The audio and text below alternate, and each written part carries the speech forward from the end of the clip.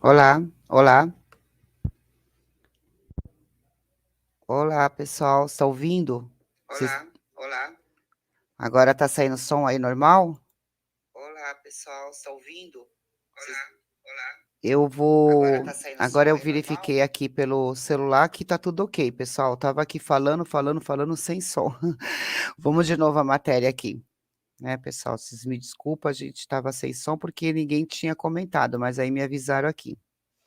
O que tá acontecendo, pessoal?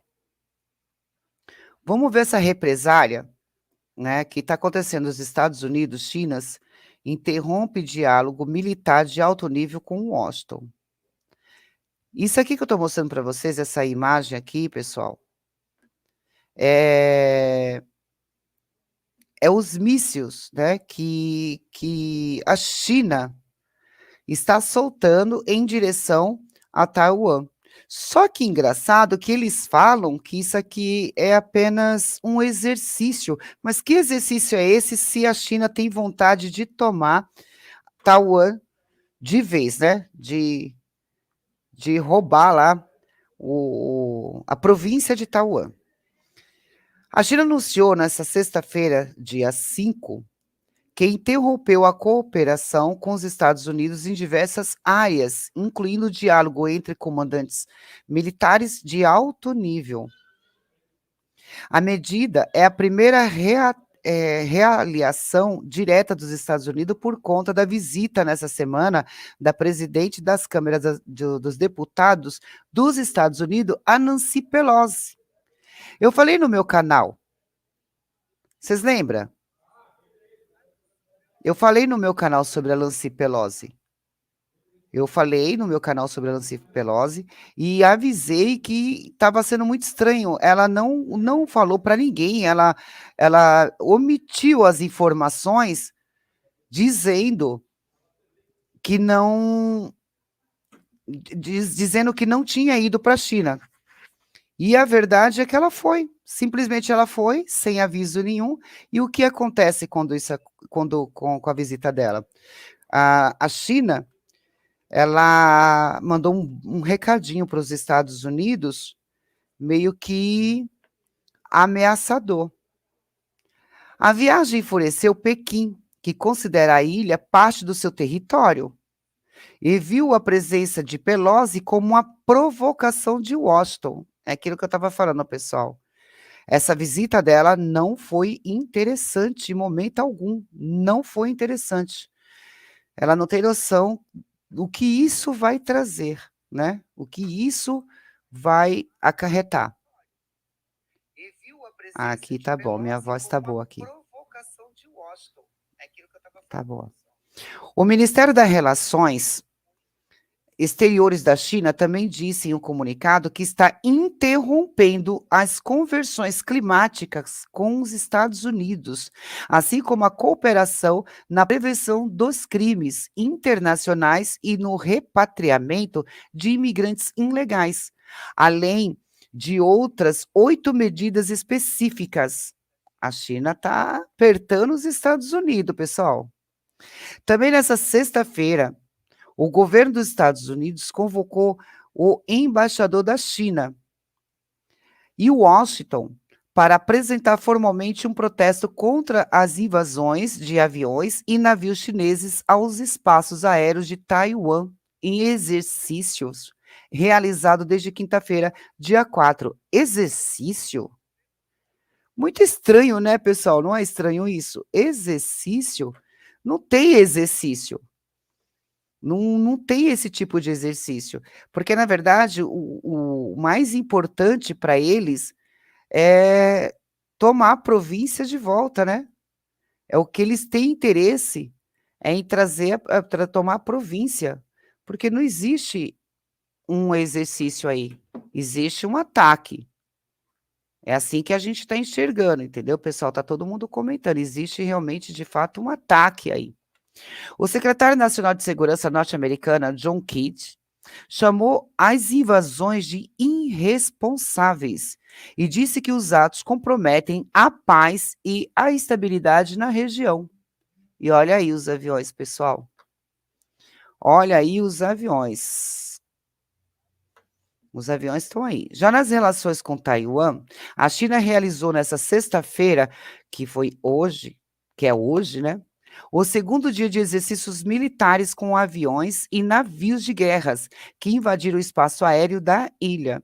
Segundo o Ministério da Defesa de Taiwan, cerca de 68 aeronaves de guerras e navios chineses cruzaram dezenas de vezes o Estreito de Taiwan, que delimita a fronteira entre a ilha e a China. Entendeu, pessoal? Tá ficando estreito. A situação aqui está se estreitando a cada dia. Tá ficando cada dia que passa mais estreito. Olá, Fabiana. Obrigada, minha querida. Obrigada. Obrigada, minha filha. Mãe te ama, viu? Tá ficando estreito. Eu vou mostrar para vocês agora um pouquinho desse tal exercício que eles falam que é um exercício, mas que de verdade não é exercício, pessoal. Já é um anúncio aí de guerra. Então, eu vou compartilhar com vocês aqui essa tela, e eu quero que vocês prestem atenção aí sobre como que está a situação em Taiwan.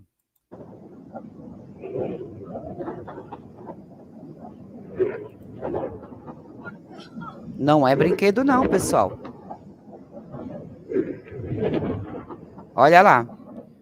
Isso não é brincadeira.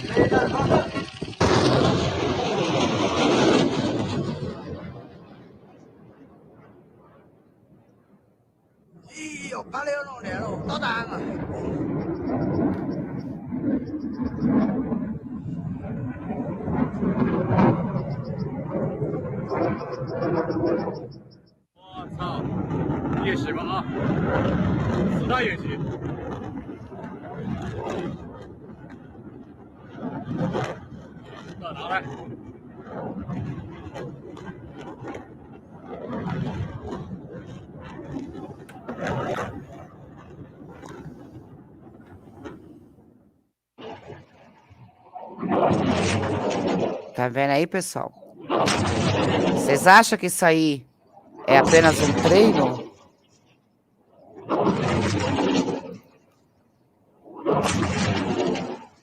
Vocês acham, pessoal, que isso aqui é apenas um treino?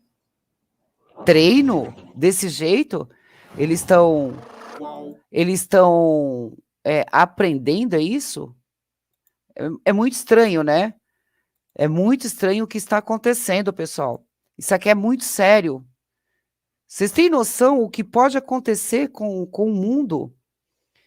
Entretanto, vocês não pararam para analisar que se começar essa guerra com a China e Taiwan, né, eles querendo a província de volta, vocês podem ter certeza que isso vai entrar para a Terceira Guerra Mundial. Não tem outro caminho. Não vai ter o que fazer, vai entrar para a Terceira Guerra Mundial. Porque vai acabar entrando os Estados Unidos, né?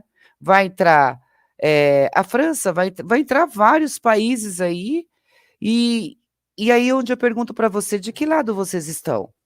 Vocês estão do lado da China, os comunistas, os ditadores? Ou vocês estão do lado de Taiwan? E qual lado que está o Brasil? O Brasil ele precisa se posicionar, pessoal.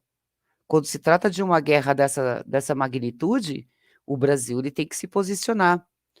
Todo mundo está ciente, que eu já venho falando no meu canal, sobre além da probabilidade de ter a Terceira Guerra Mundial, sobre a agenda, né? Que ninguém fala sobre a agenda. A agenda que eles estão criando é exatamente para destruir a população.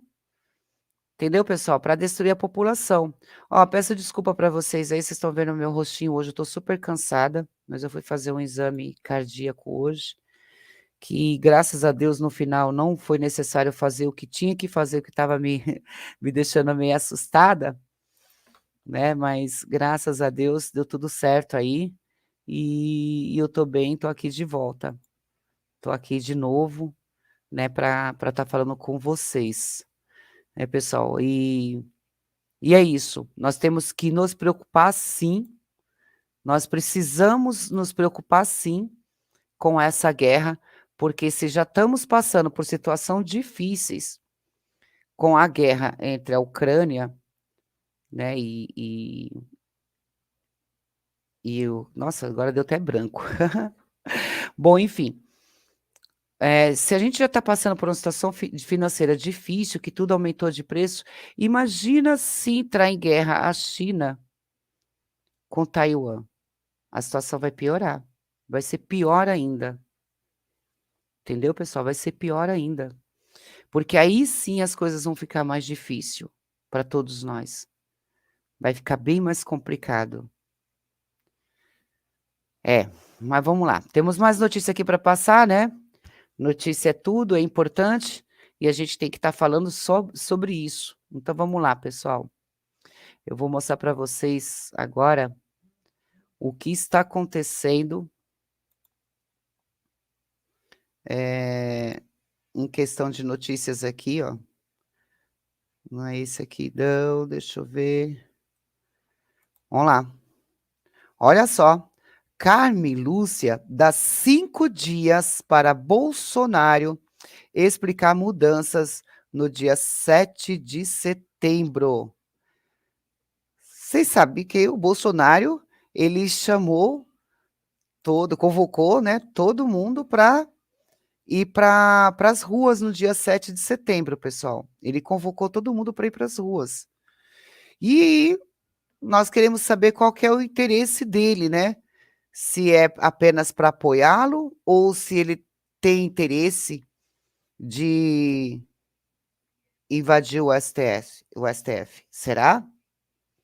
Tá muito estranho essa situação dele.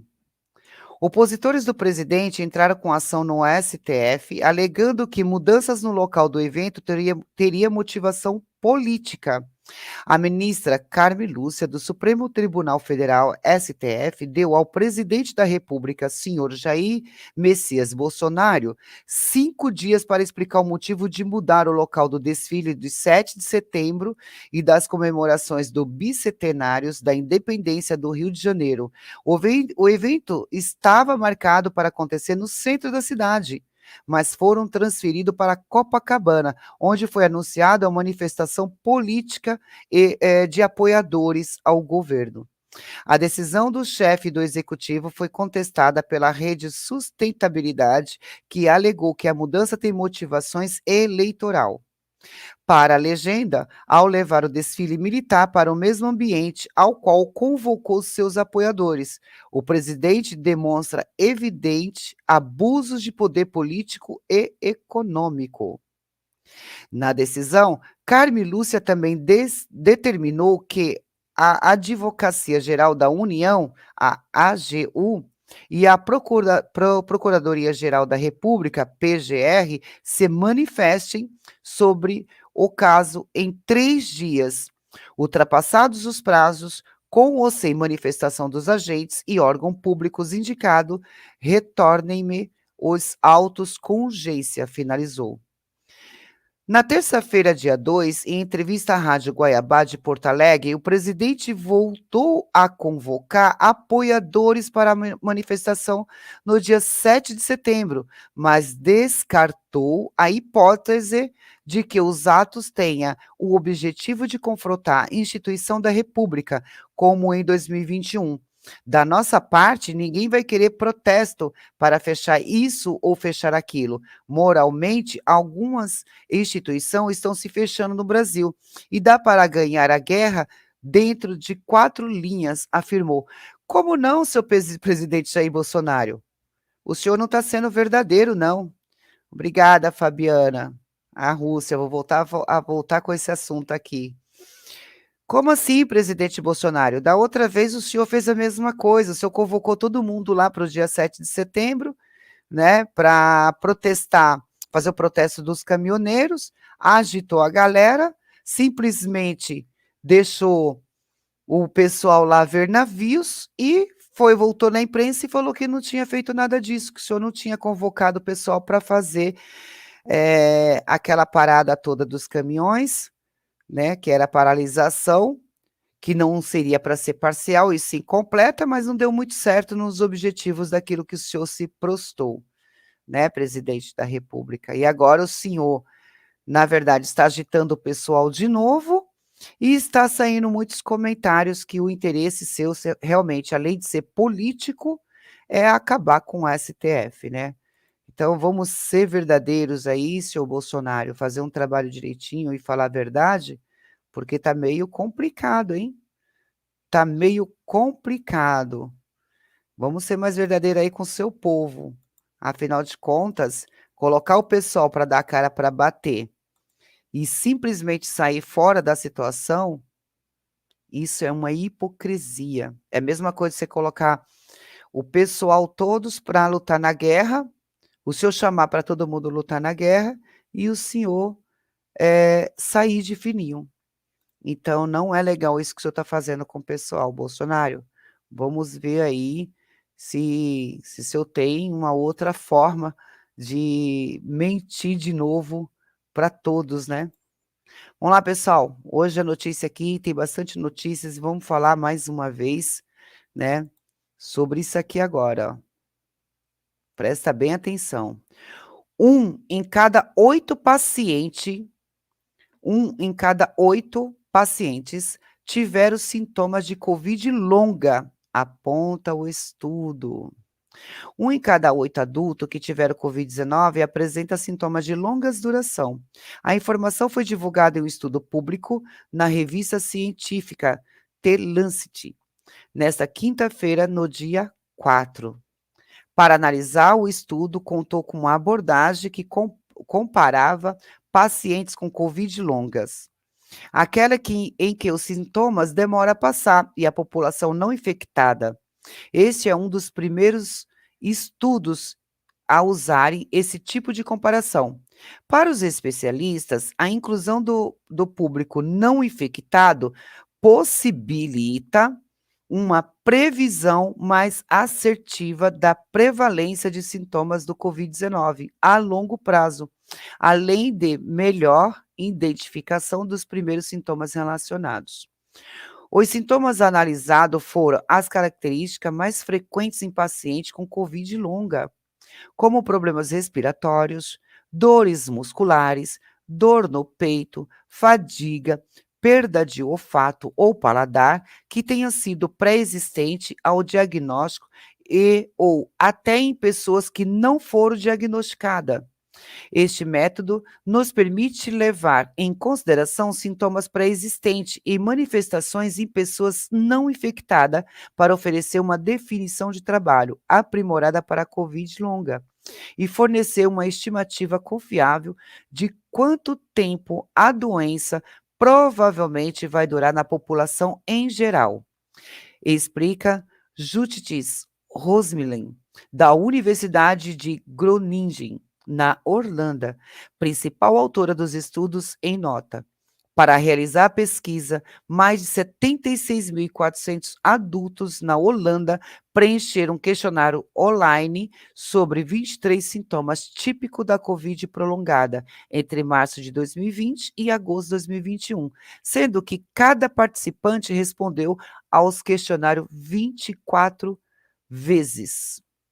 Com mais de 4.200 pessoas infectadas pela Covid-19, o que representa 5,5% dos respondentes ao questionário, mais de 21% tiveram pelo menos um sintoma aumentado com maior gravidade após 3 ou mais semanas de infecção.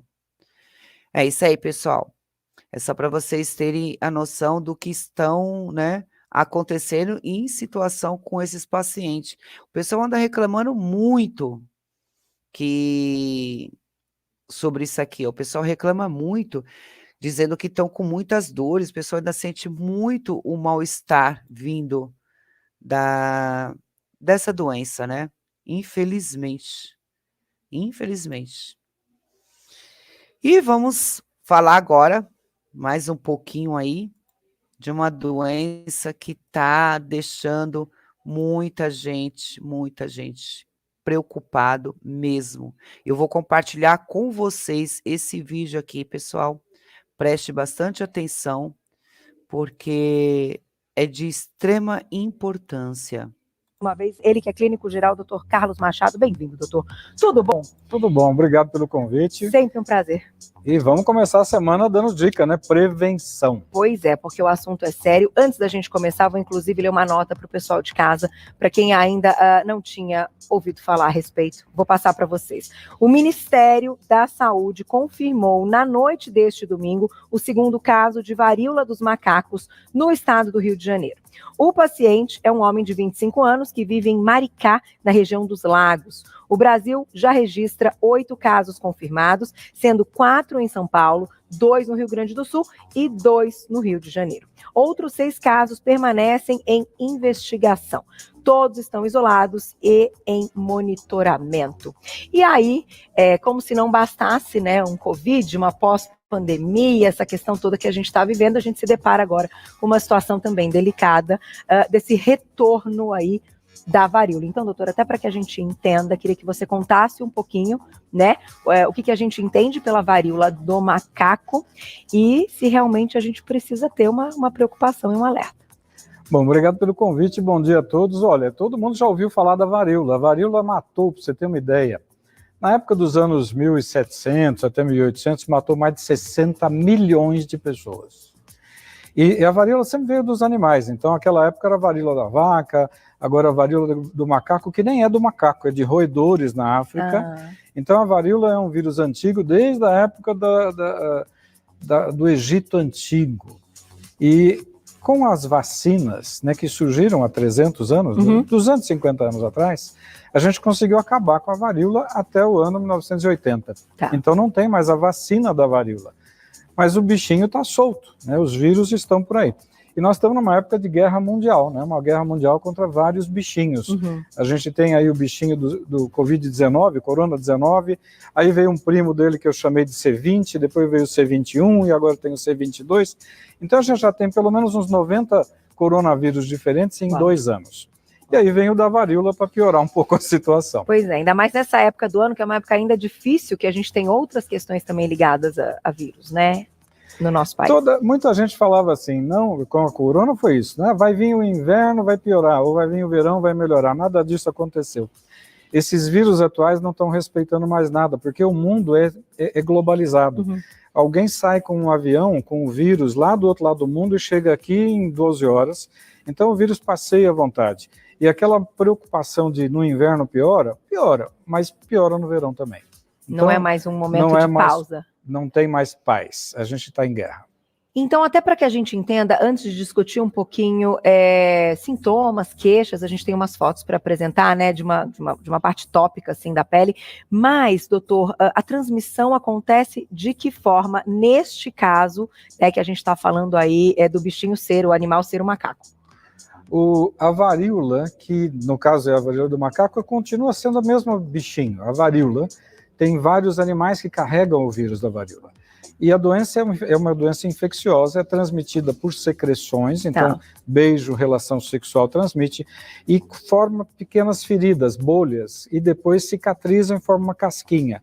Tanto a época da bolha quanto a época da casquinha transmite.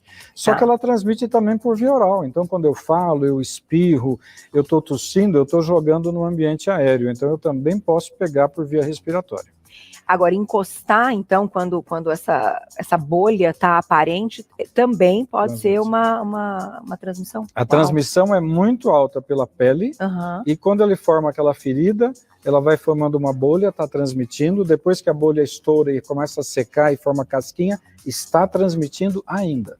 Então a gente tem que estar atento. Vamos colocar na tela, acho que a gente tem já algumas queixas e sintomas que, né, o paciente pode apresentar. Então, dor de cabeça, febre e calafrios, dores musculares, feridas na pele, que já a gente vai ver umas fotos, gânglios linfáticos inflamados e esgotamento, aquela sensação de prostração, né, da pessoa ficar caída. No fundo, é igual a toda doença inflamatória. Toda doença infecciosa ou inflamatória, ela tem uma flama. Flama vem da palavra fogo. Então, quando você tem uma doença infecciosa, você fica com inflamação. O teu corpo pega fogo, dói, fica quente, fica com sensação de febre, ou tem febre, dói o corpo todo. E na varíola você tem gânglios, aparecem gânglios que existem, mas são microscópicos e de repente eles ficam grandões na axila, na virilha, embaixo do queixo. Então é uma infecção que pega os gânglios linfáticos, por isso que aparecem esses caroços todos. Então a gente já vai deixar aí a imagem para o pessoal, é mais ou menos isso, então. Fica parecendo uma bolinha de pus, né? Isso aparece em várias lesões, mas você pode ter um paciente que tem uma pequena lesão, e de repente uma pequena lesão no órgão genital, que ele vai confundir com uma doença venérea. Antes de aparecerem todas essas lesões, apareceu uma. Então você tem que ter um diagnóstico correto logo no começo. E doutor, ainda falando dessa questão que a gente vai notar, tanto no estado físico, quanto também nas manchas, nessa parte tópica da pele, em quanto tempo a pessoa pode estar com o vírus incubado, já transmitindo, e que ela tem que ficar ali meio isolada, né, pra gente entender? Aí é que mora o perigo de todas as doenças infecciosas. Existe um período que você entra em contato com o bichinho, qualquer bichinho infeccioso, qualquer vírus, bactéria. Você entra em contato, o bichinho entra, começa a duplicar, e você não sabe. Mas você está transmitindo. É o transmissor assintomático. Isso acontece com todas as doenças infecciosas. Quando você começa a ter algum sintoma infeccioso, dor no corpo, sensação de febre, uma rinite, dor de garganta, qualquer sintoma, você já está transmitindo há vários dias. Pode ser uma semana ou até 2, dependendo da doença. Tá. Então esse é o período. Acaba sendo um período Esse é o período. Agora, longo. A partir do momento que você tem algum sintoma, você tem que estar isolado. Mas e antes? Você tem que comunicar todo mundo que você teve contato, falar, olha, eu estou com uma doença infecciosa transmissível. Todo mundo que teve contato comigo nos últimos 5, 10 dias deveriam ficar isolados. Também. Esse filme, parece que a gente já ouviu esse filme recentemente, hein, doutor? Mas a questão agora que eu te pergunto... Não, a questão que eu vou perguntar é como você vai saber que você está infectado, né? Porque isso leva um tempo. Então, como que eu vou informar para alguém que eu estou infectada se eu mesma não sei que estou infectada? Então, tem alguma coisa aí que não condiz, né? Mas vamos ouvir um pouquinho mais aí. A evolução do problema, a evolução, então, da doença, dos casos, e até do que eu li na mídia, na grande maioria, as pessoas, então, ficam bem pós-contato. Como seria, então, um caso de evolução? Então, você vê que essa varíola, ela entrou na Europa há 4, 5 semanas atrás, foi no começo de maio, na Inglaterra. Em questão de um mês, ela já tem contato no mundo inteiro, ela já está do outro lado do mundo, na Austrália, no Japão, no Brasil, na Argentina. Por quê? Porque tem um avião, hoje o avião é um transporte. E essas pessoas ficam doentes, em média, um mês. Então eles vão ficar sem trabalhar por um mês. A mortalidade é alta, porque está morrendo em torno de 5%, é muita gente. É muita gente. As infecções secundárias são muito frequentes. E tem que lembrar que isso que a gente viu das feridas acontecem por dentro, na boca, no tubo digestivo, nos olhos. Então, você tem lesão no corpo, em toda a pele, não só a pele de dentro, mas a de fora, mas a de dentro também. Então, infecção secundária é muito comum, por bactérias, a gente chama de bactéria oportunista. Entrou um vírus, fez um buraco, você abriu uma porta de entrada para novos bichinhos. E hoje, como é feito, então, o diagnóstico, né, para fechar aí, como um diagnóstico dessa volta da varíola? O diagnóstico da varíola é clínico, né? Como a maioria das grandes doenças infecciosas é clínico. Um bom médico vai ver que você tem alguma coisa estranha. Os exames de sangue podem ajudar a definir a intensidade da doença, mas o diagnóstico é clínico, é médico. É médico. Tem perguntinha já do público, quem escreveu para a gente, olha lá. Obrigada, Rosane, um beijo. Quem tomou a vacina contra a varíola na década de 60 ainda tem anticorpos? Os anticorpos, quando a gente toma uma vacina, os anticorpos podem durar 10 anos, 20 anos, 30 anos, depende do organismo, do sistema imunológico, e depende da potência daquela vacina. A vacina da varíola foi abandonada, a vacinação, nos anos 80. Por quê? Porque foi extinta, né? Pois é, pessoal, eles falam que foi extinta, né? E agora estamos aí com ela de uma forma bem cruel, onde eles falam que ainda tem muitos médicos e especialistas que estão dizendo que é uma doença que pode ser controlada rapidamente e que a mortalidade não é tão alta. Ele aqui já disse que a mortalidade, sim, é alta, mas indiferente disso, tem um outro assunto para passar para vocês com essa própria varíola, pessoal, porque não é uma coisa assim tão fácil não. Então vou pegar aqui para vocês ver a gravidade da doença, e o que está realmente acontecendo. Vamos lá? Olha só, pessoal, varíola dos macacos, qual a gravidade da doença em crianças? Agora é a vez das crianças, isso é muito grave. O estado de São Paulo já confirmou 5 casos de monkeypox, que é a varíola dos macacos. Doença conhecida como popularmente como a varíola de macacos em crianças.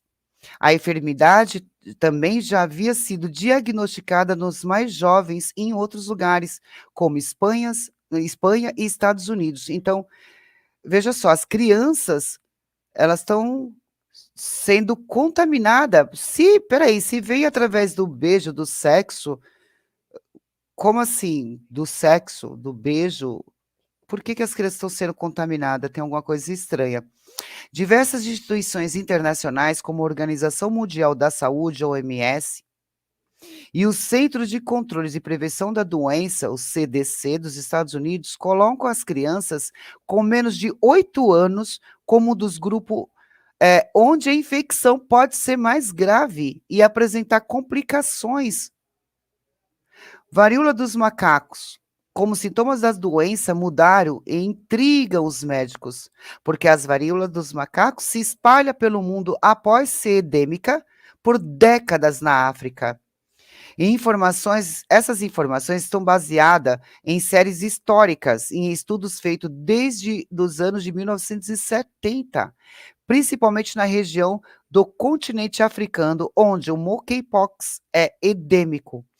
Mas ainda não há certeza que essa mesma gravidade vai se repetir no surto atual, em que o vírus se espalhou por diversos continentes. Pessoal, é o seguinte, o que eu, de Jean Arruda, penso sobre isso? Eu penso o seguinte, que as autoridades brasileiras, elas estão repetindo o mesmo erro que aconteceu em 2020, quando começou a apresentar a Covid-19, né? O pessoal não tomou, os governantes não tomaram as precauções corretas. Por exemplo, era para ter fechado as fronteiras, não era para ter carnaval, e não era para deixar o pessoal se agrupar com essas festas carnavalescas e até mesmo a eleição. Os governantes, eles se preocuparam muito mais com a forma de ganhar o seu dinheiro do que preservar a vida do seu povo. E pelo que eu estou entendendo, que eles falam que essa doença não é tão grave assim, que ela é uma doença que pode ser controlada, vai se repetir, pessoal, vai se repetir. Escute o que eu estou falando, vai se repetir. Vai acontecer de novo, isso é um surto que está apenas começando. Está apenas começando e vai se repetir. Vai acontecer, vai se perder milhares de vidas ainda, porque eles não estão levando isso a sério. Eles não estão levando nada a sério. Estão deixando as coisas acontecer primeiro, tipo, acontece agora, né? E vamos ver como que fica depois. É assim que eles estão fazendo, repetindo seus erros mais uma vez, infelizmente. E para fechar agora terminar aqui a nossa live, passando algumas notícias básicas, eu não posso deixar de colocar para vocês um pouco sobre o nosso querido Jô Soares. Todo mundo sabe que o Jô Soares faleceu, né? E o corpo de Jô Soares é velado em cerimônia restrita em São Paulo. Apresentador e humorista, estava internado no Hospital Sírio-Libanês desde o dia 28 de julho. Ele morreu às 2h30 da madrugada desta sexta-feira, dia 5, aos 84 anos. Causa da morte não foi divulgada pela família. E um pouquinho aqui, né, do Jô Soares, para a gente lembrar dele. Queridos e criativos da TV brasileira, Jô Soares. Em mais de 60 anos de carreira, Jô brilhou como ator, humorista, escritor, diretor, apresentador. Um dos seus maiores talentos era nos fazer rir, né? Criou personagens divertidos, bordões memoráveis que a gente vai lembrar aqui ao longo do jornal. Jô Soares estava internado no Hospital Sírio-Libanês em São Paulo, para onde nós vamos agora conversar com Rodrigo Bocardi. Rodrigo, bom dia para você. O Jô estava internado com suspeita de pneumonia. Mariana, um bom dia para você, bom dia a todos. Isso mesmo, Jô estava internado desde o dia 28 de julho, viu? E as primeiras informações são de que ele tinha uma pneumonia, suspeita de pneumonia. O hospital ainda não confirmou a causa da morte, que ocorreu às 2h20 desta madrugada. O Thiago Scheuer está na frente do hospital e vai contar mais para nós como é que essa notícia chegou, o que o hospital divulgou e a família também até agora. Bom dia, Thiago. Oi, Rodrigo, bom dia para você, bom dia, Brasil. Pois é, Rodrigo, a informação, a primeira que surgiu nas redes sociais foi da ex-mulher de Jô Soares, Flávia Soares. Ela comunicou já no início da madrugada sobre o falecimento de Jô Soares, então nessa manhã, nas primeiras horas da manhã. O Hospital Sírio-Libanês, que fica aqui na região central de São Paulo, informou apenas uma nota dizendo que a hora da morte foi às 2h20 da manhã, como você falou, e que Jô tinha dado entrada aqui no hospital no dia 28 de julho e que vinha sendo acompanhado pelas equipes do corpo clínico da instituição. São as únicas informações, nós ainda estamos tentando confirmar qual foi a causa da morte, mas nem a assessoria do Hospital Sírio-Libanês e nem a assessoria de Jô Soares informaram. Agora a gente vai relembrar um pouco da trajetória desse artista multifacetado chamado Jô Soares. Bom de papo em várias línguas. José Eugênio Soares tinha tudo para ser diplomata. Filho de empresário paraibano, nasceu no Rio de Janeiro no dia 16 de janeiro de 1938 e passou boa parte da infância no elegante Copacabana Palace. Aos 12 anos, Jô foi estudar na Europa e, na Suíça, acabou fisgado pelas artes cênicas. Aos 20 anos, de volta ao Brasil, começou a mostrar seu talento e a ganhar espaço. Eu sei que estou falando com o senhor Anastácio Fortuna. Em 1960, começou a trabalhar na TV, incentivado pelo humorista Silveira Sampaio. Trabalhou no programa Noites Cariocas da TV Rio. Fez parte do Grande Teatro Tupi. Em 1960, foi para a TV Record, onde alcançou o sucesso como mordomo da família Trapo. Viram o número da chapa do carro errado e pensaram que era sua chapa. Sim, mas eu posso provar que eu não passei lá, porque ontem às 6h da tarde eu estava com o Bronco. Ah, bom, graças a Deus, né, seu Bronco? Jô também era autor dos textos em parceria com Carlos Alberto de Nóbrega. Fazia rir ao lado de vários comediantes famosos. Também patuando com o negócio, não? É brincadeira. Fazendo meu altarzinho ali, não? É uma homenagem, o senhor desculpa. Eu te perdoo porque você é uma criança. Estreou na Globo em 1970 com Faça Humor, Não Faça Guerra. Tá ouvindo a estrada? O que é? Conta. Um Jeep 1500. É isso aí, pessoal. Só um pouquinho aí para a gente terminar essa nossa live. Tá, pessoal? Eu agradeço muito a vocês aí que estiveram comigo até agora. Vou pedir para vocês deixar um like aí, se inscreva no canal, me ajude aí para esse canal atingir maior número de pessoas. Vou estar sempre voltando aqui para trazer matérias importantes para vocês, principalmente do que está acontecendo no mundo, como a situação da China, né? Que isso é muito preocupante mesmo, de verdade, e nós temos que começar a nos preocupar mais ainda, porque o negócio vai piorar, se continuar dessa forma aí, vai piorar. Então, deixar aqui um pouco mais do que está acontecendo na China, para vocês ficar por dentro, né, pessoal? Isso aqui é um absurdo, eu acho um absurdo, eu acho que isso não deveria acontecer. Taiwan, ele não tem condições, Taiwan não tem armamento suficiente para lutar com a China. É um povo muito tranquilo, é um pessoal super calmo, um pessoal que não iria para a guerra, mas olha a situação. E é realmente irresponsável as manobras militares. E isso aqui está na China, pessoal. Está em Taiwan. Os chineses estão, segundo eles, é um exercício, né? Mas é um exercício irresponsável. Como assim? Você jogar mísseis, armamentos.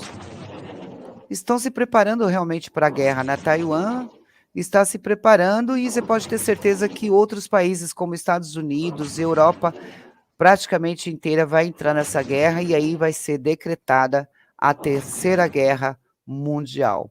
Pessoal, muito obrigada por vocês estarem comigo e estarei sempre aqui. Hoje eu tomei a bagunçadinha, como eu falei para vocês, estou cansada, eu fui fazer um exame, esse exame me deixou muito abatida mesmo, né, um exame cardíaco aí, mas chegou lá, graças a Deus, o médico se negou a fazer devido a alguns riscos, né, que ele teria para mim, esse exame, e aí foi feito outro, que não me trazia nenhum risco de vida, foi mais seguro, mas eu tô bem, tá tudo bem, eu fui com medo, mas graças a Deus voltei de lá sorrindo, porque não precisei fazer, e muito obrigada aí, muito obrigada Fabiana, obrigada ao Luiz, o Luiz é do canal Convida, muito obrigada Luiz, logo estarei no seu canal, meu irmão, para contar mais uma vez a minha história, obrigada pelo convite, é só passar essa fase assim um pouco mais complicadinha da correria que nós estamos aqui, e logo estarei lá pessoalmente com vocês. Obrigada a todos, um forte abraço para vocês, não esqueçam de ajudar aí compartilhando com seus amigos, compartilhando com o pessoal, tá? Deixe seu like aí, seu comentário, tá bom, pessoal? Eu vou aguardar vocês. Um abraço, até mais. Tchau, tchau.